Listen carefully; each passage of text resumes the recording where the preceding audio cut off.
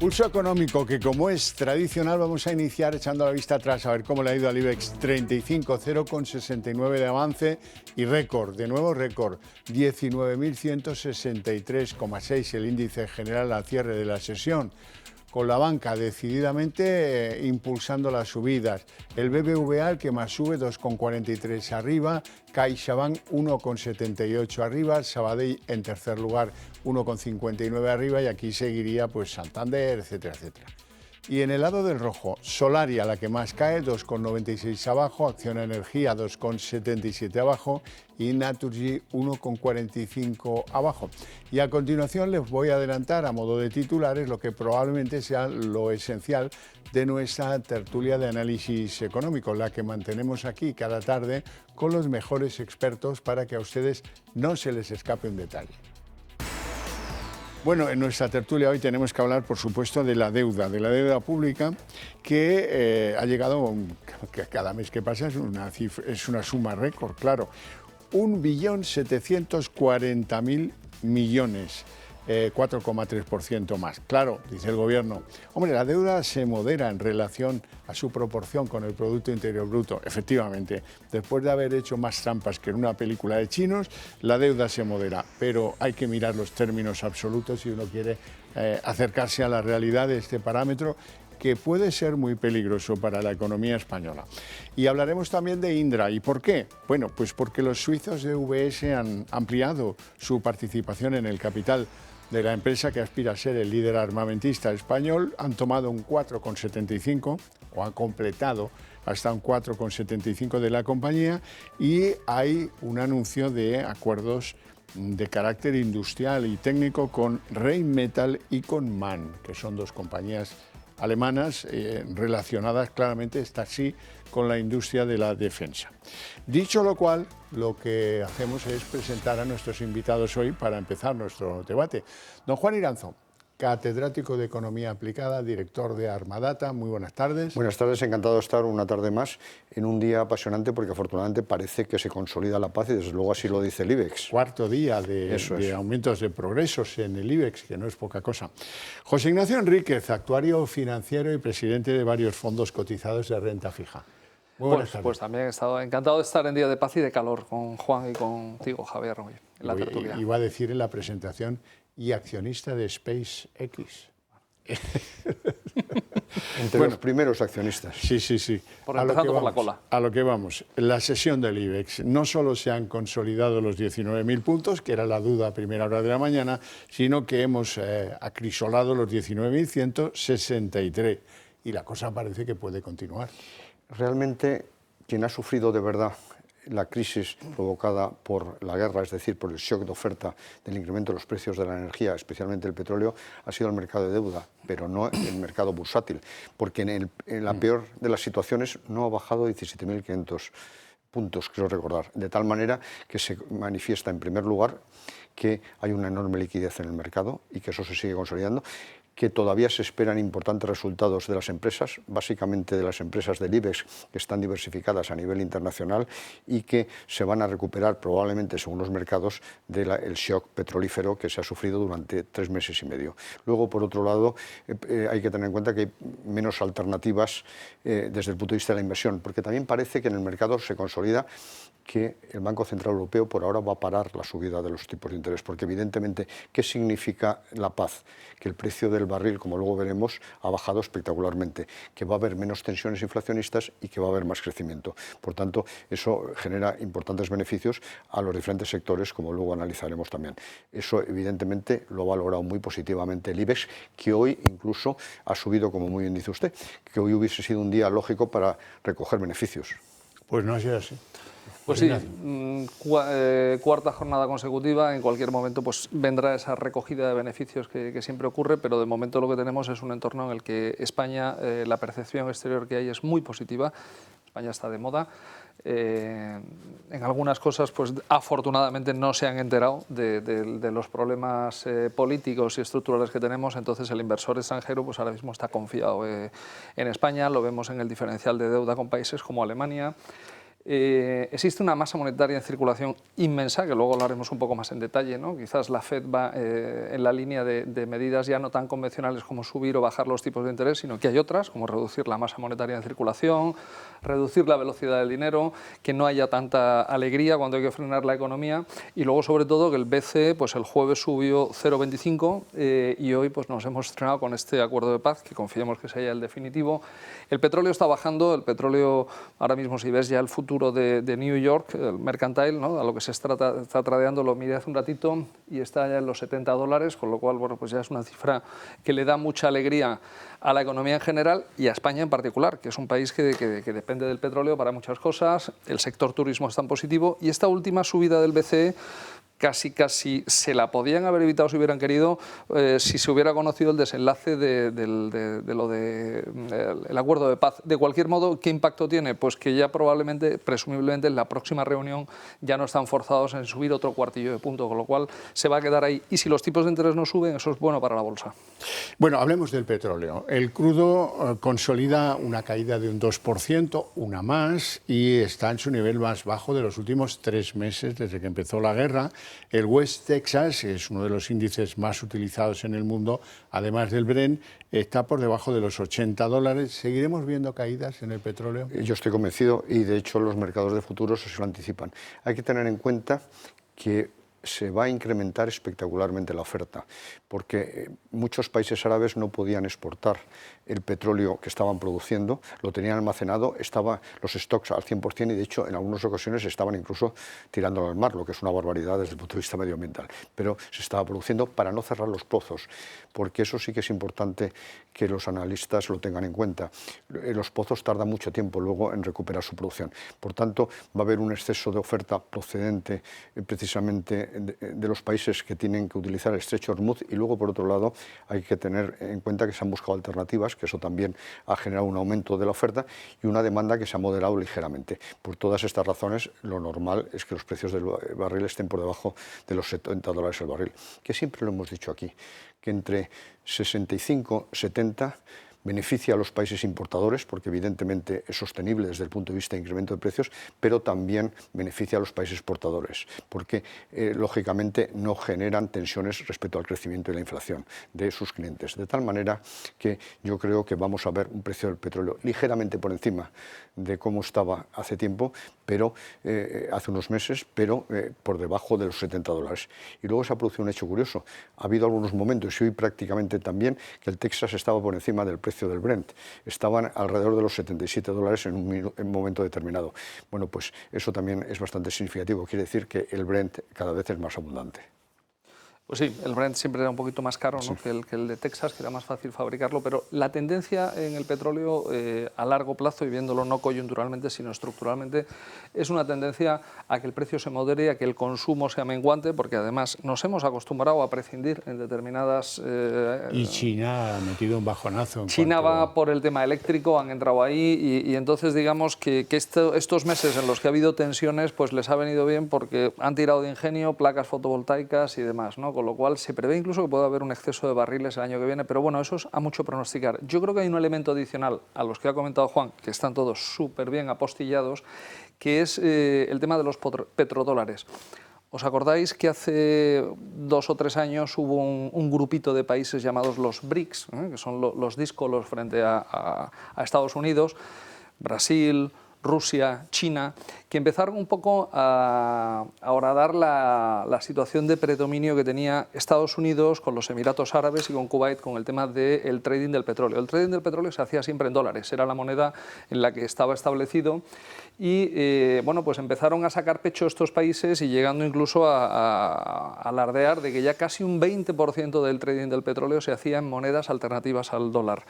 ¿Para qué ha servido esto, entre otras cosas? No solamente para quitar el arsenal nuclear de Irán, sino para que se den cuenta Dubái, los Emiratos Árabes y todos estos países del Golfo que dependen de la seguridad de Estados Unidos. Entonces Estados Unidos le ha dado un toque de atención y le ha dicho, te protejo, pero el trading de petróleo hay que seguir haciéndolo en dólares, con lo cual hemos vuelto a los porcentajes de prácticamente un 100% del trading se vuelve a hacer en dólares. Vamos con la deuda pública española, que se modera, dice el Gobierno, al 101,6% del PIB, eso sí, es verdad, pero lo importante es que estamos en récord.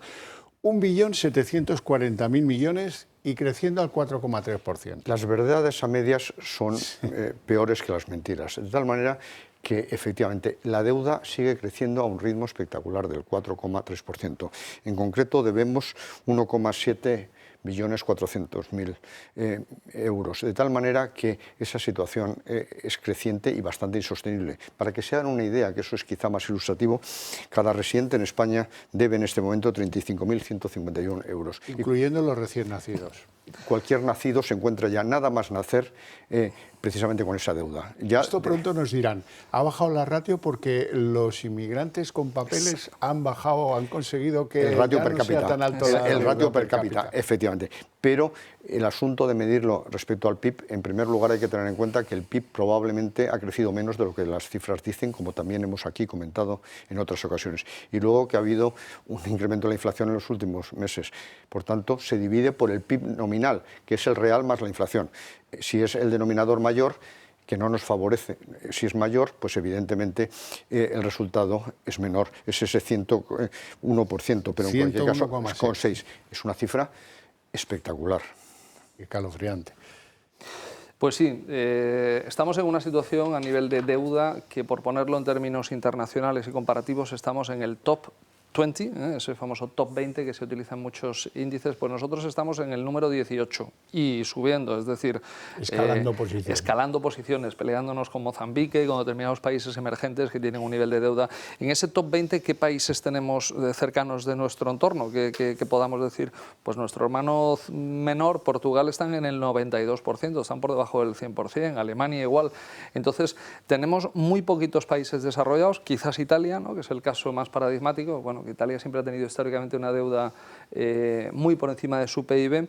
Entonces, bueno, pues el mensaje que mandabais antes de la per cápita que va a disminuir, hay que tomárselo a broma, porque si te lo tomas de verdad en serio, la verdad que es preocupante ver el nivel de endeudamiento que estamos dejando a las generaciones futuras. Pero además hay que tener en cuenta una circunstancia, que Japón, que tiene una deuda muy superior a Italia, como bien se ha dicho, está financiado con sus nacionales. Nosotros, nuestra deuda está financiada fundamentalmente en el exterior, eso que representa una enorme vulnerabilidad exterior. Claro, que estamos en la puja. Eso es. Bueno, hablemos de algún nombre propio en la bolsa española, es el caso de Indra. Dos cosas hay importantes sobre Indra. La primera, que han notificado a los mercados que están en negociaciones con Rheinmetall y con MAN para acuerdos industriales. Y la segunda, que es la que justifica que hoy Indra ha tenido un buen desarrollo en la sesión de bolsa, los suizos de UBS han decidido aumentar su participación en la compañía hasta el 4,75%. Sí, bueno, habría que ver, porque esa comunicación de UBS de que tiene un 3%, ha incrementado su participación, no significa que UBS diga yo voy a invertir en esta compañía, no. Actúa por mandato de un cliente, que vete a saber a quién corresponde, al propio escribano, a lo mejor comparte el dinero que ha recibido, los milloncejos que se han embolsado y que a lo mejor lo ha utilizado como broker. Pero dicho lo cual, más allá de la participación de UBS, que no es que UBS haya dado una recomendación diciendo esta compañía es muy buena, hay que invertir, simplemente pues comunico, porque hay que comunicarlo cuando superas determinados porcentajes. Indra está ahora en un proceso que has mencionado antes con Rheinmetall, que es la alemana de industria de defensa, que tiene a su vez un acuerdo con MAN para que le suministre unas determinadas plataformas para que puedan hacer los camiones y atender el pedido, porque no tienen esa tecnología. Indra tiene una tecnología militar pues muy incipiente, es decir, lo hemos comentado en algunas ocasiones, ¿no?, los artículos que tienen. Entonces, bueno, pues lo mismo que Leonardo, que es la grande de la defensa italiana, pues tiene a Iveco, a la división de defensa de Iveco, que es la que le hace los camiones. Pues Indra, gracias a Rheinmetall, pues va a conseguir que le suministren X número de plataformas de MAN, que es una compañía que fabrica camiones y los fabrica muy bien, con dobles ejes, y entonces, bueno, pues son noticias que nos dan un poco la medida de que Indra pues está intentándolo, pero desde luego a nivel de consultoría tienen un cuerpo de ingenieros y de personal, de gente joven muy cualificada, pero a nivel de proyectos realizados y entregados todavía está por ver si son capaces de atenderlos. Yo creo que su presidente es una persona con enorme experiencia, Ángel Simón, y creo que ha centrado el tiro respecto a lo que estaba ocurriendo en los últimos años, debido sobre todo a una intervención bastante negativa en las decisiones del sector público. Y en este sentido, hoy Indra estaba por encima de los $55 la acción y se ha establecido un objetivo de unos 58, por tanto sí que hay una cierta recomendación de compra. Hoy la capitalización de Indra era de unos 10.000 millones de euros, que es una cifra ya significativa, y efectivamente, como muy bien dices, el objetivo es entrar con más intensidad en el sector de defensa, porque es donde más se va a invertir en los próximos años, como todos sabemos. Y en este sentido, yo sí que creo que la entrada de UBS puede ser también estratégica para el propio banco, puesto que si es mandato o no, representa un crecimiento significativo del 4,75, representa 474 millones de inversión, que lógicamente los va a cuidar, y 8.800.000 acciones. Creo sinceramente que en este momento se está apostando de una manera muy seria por lo que antes habéis dicho y porque en cierta medida se ha olvidado la obsesión por Escribano. Se dejará en función de cómo vayan las circunstancias, pero creo que es mucho más lógico este acuerdo con Alemania, que tiene grandísimas posibilidades de desarrollo desde el punto de vista industrial para el sector de la defensa. Ha gustado, al mercado le ha gustado. Hablemos del sector bancario. Hoy el que más sube, BBVA, segundo lugar CaixaBank, tercer lugar Sabadell. Es decir, que el gran impulsor de los aumentos de la bolsa del día de hoy es la banca. La banca, y que ha sido muy unánime, porque están Santander en lo mismo, están todos los bancos, Bankinter, están en lo mismo. Sí, efectivamente.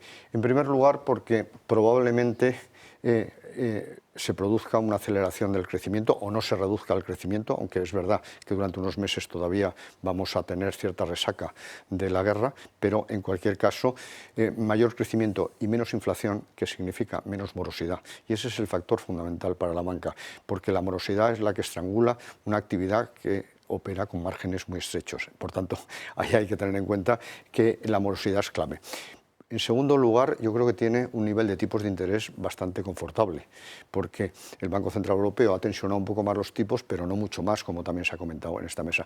Por tanto, yo creo que está en una situación muy adecuada. Y luego, por otro lado, es que se ha diversificado significativamente a nivel internacional, y eso también es una garantía, más para unos que para otros, pero efectivamente es una garantía. José Ignacio. Bueno, estamos en una zona del ciclo madura, que ya lo hemos comentado muchas veces, y cuando hay perspectivas sobre que la situación va a continuar con una cierta bonanza, y ahora mismo pues tenemos una bonanza en el horizonte en los sectores cíclicos, como por ejemplo el turismo o el sector bancario, que cuando vienen mal dadas pues son los primeros que se resienten, pues van un poco con la fuerza de arrastre, ¿no?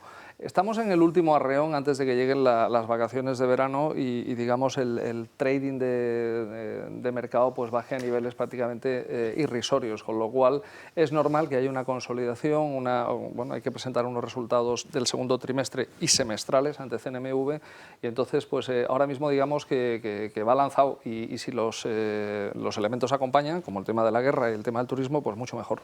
Bueno, el Consejo de Ministros ha aprobado una gigafactoría de inteligencia artificial. Previsiblemente irá a Cataluña, eso también se lo pueden llevar de anticipo informativo. Y en ella se consiente que se enrolen Telefónica, ACS y Santander, pero no podrán tener más de un 47%. ¿Le parece a ustedes bien que este impulso lo decida el Consejo de Ministros? Pues no, pero yo no sé qué parte tiene de realidad y qué parte tiene precisamente de cortina de humo, dada la semana que estamos teniendo. Y en ese sentido es una buena noticia, pero no sé qué grado de credibilidad y de realidad tiene. En principio, lo que pretende es consolidarse ese proyecto como uno de los 5 grandes proyectos a nivel europeo y obtener no solo una inversión directa del sector público de 719 millones, sino tener una parte muy importante de los 20.000 millones de euros que tiene destinada la Comisión Europea precisamente a estos proyectos. Y en este sentido sería una factoría de inteligencia artificial, básicamente de entrenamiento de modelos, esa es la idea, que estaría en Cataluña, en concreto, parece, Tarragona, sí. En Tarragona, y probablemente en San Fernando de Henares, Madrid, también por satisfacer algo a Madrid. Pero aquí tiene, aparte de la inversión, que en cierta medida ha empujado a estas 3 compañías, tiene un problema o dos problemas. Uno, en primer lugar, de abastecimiento de energía eléctrica, porque hay un problema de saturación de la red, como siempre hemos comentado aquí, el problema de red eléctrica. Y en segundo lugar, tiene un problema de refrigeración también de caballo, porque son dos zonas que no son nada frías. La idea era llevar la inteligencia artificial a zonas como Teruel, como Soria, etcétera, que son mucho más frías. Por tanto, insisto, yo no sé qué grado de credibilidad tiene esta propuesta del Consejo de Ministros. Pues pienso exactamente igual. Algo que aprobó un Consejo de Ministros hace 40 años, en la época de Franco, de industrializar Cataluña, pues yo me lo creía, o por lo menos podíamos verlo. Este Consejo de Ministros que tenemos no tiene credibilidad ninguna, Javier, y eso es más un desideratum, porque primero hay que aprobarlo, luego hay que publicarlo en BOE, y cuando lleguen al final del todo, que evidentemente han arrastrado a Santander y a las 4 clásicas, le dicen, oye, tú ven para acá y tú te sumas, porque si no se te cae todo lo demás, y los otros pues van en comparsa. Pero ahora mismo vamos a sitios donde haya mucha agua, hay mucho consumo de agua en datos, y habría que ver, no hay ni un plan hidrológico ni un plan de impacto medioambiental, es decir, esto es un desideratum. Bien, hablemos de la Comisión Nacional de Mercados y de la Competencia, porque ha abierto una investigación a 6 entidades financieras, 6 bancos, por sus posibles o presuntas prácticas anticompetitivas en la guerra hipotecaria. Lo que está en cuestión es si los bancos se facilitaban información para concertar el plan con sus Yo he clientes. tratado de analizar con cierto detenimiento, porque no daba crédito a lo que estaba leyendo, el asunto de la concentración y de la transmisión de información. A mí me gustaría que la presidenta de la Comisión Nacional del Mercado y la Competencia analizara el status quo bancario. Yo recuerdo perfectamente, porque era profesor del CUNEF, cómo en el CUNEF, presididos por Rafael Termes, se reunían los presidentes de los 7 grandes bancos para decidir cuáles los tipos de interés del activo, del pasivo, cuántos créditos iban a conceder cada uno, etcétera. Eso sí que era un status quo, eso sí era una cartelización. Pero en este caso yo creo que es un ataque directo a los bancos bastante típico de este gobierno, porque a mí me sorprende el delito que han cometido, que es que algunos directivos han anunciado a presentar los productos qué tipo de interés y qué condiciones iban a conceder a los créditos hipotecarios. Pues eso se llama transparencia, no cartelización del mercado. Claro. La cartelización del mercado no se hace en público. Por tanto, a mí me ha sorprendido bastante y yo creo que nuevamente tiene bastante que ver con lo que decíamos antes con Indra. Pues muy cortito. Es un expediente que tardarán 24 meses en resolver, con lo cual probablemente dentro de 2 años esto se habrá olvidado. Y en segundo lugar, un cártel es cuando tú pactas tarifas con las que hay mucho margen de mejora, es decir, donde estamos pactando unos precios que son lesivos. En este caso, el sector hipotecario español es súper competitivo y estaban todos en lo mismo, pues porque no había mucho más margen de bajada. Por cierto, la agencia pública alemana, que tiene un control del 12% de la entidad Commerzbank, ha dicho que no a la oferta de la italiana Unicredit, que era de 39.000 millones. Sí. Quizás sea demasiado bajo si lo comparamos con su homónimo, está Commerzbank, que es el segundo mayor banco de Alemania, y Deutsche Bank, que es el primero. Entonces los múltiplos pues, podrían ser un poco más generosos. Y luego aquí hay otra derivada, y es que es entregar, digamos, la soberanía bancaria a tu país vecino, a Italia, y que nos pasara a nosotros con Portugal, que nos hicieran una oferta por el BBV o por el Sabadell, que hemos hablado en esta casa, y Juan ha hablado mucho del Sabadell como banco de empresas. Pues Commerzbank se dedica mucho a las empresas más que al particular, a las pymes alemanas, y le entregáramos la llave del segundo banco español. No es tan fácil. Pues yo creo que tiene que haber fusiones o adquisiciones a nivel transfronterizo, y en este sentido lo que no tiene ningún sentido es que haya una fuerte presencia del sector público en el sistema financiero, en este caso bancario alemán, y que además vete las operaciones. Alemania muchas veces lo ponemos como el gran país, no sé qué, pero Alemania está por dentro, si se miran las entidades, las cajas de ahorro. Las cajas de ahorro 480 en una situación muy complicada. Pero ahí manda el partidito del Land, que no sé qué, me recuerda mucho a algunas cajas de ahorro españolas que terminaron como terminaron, y no sé lo que pasará en Alemania. Y que se negaron a la inspección. Sin duda. No tenemos tiempo para más, lo dejamos aquí, con mi agradecimiento a estos 2 caballeros por su presencia en el programa y sobre todo por sus opiniones, y a ustedes por su paciencia e interés. También les agradezco mucho que estén pendientes de nosotros. Eso sí, para ustedes hay premio a la vuelta de publicidad, la redacción abierta.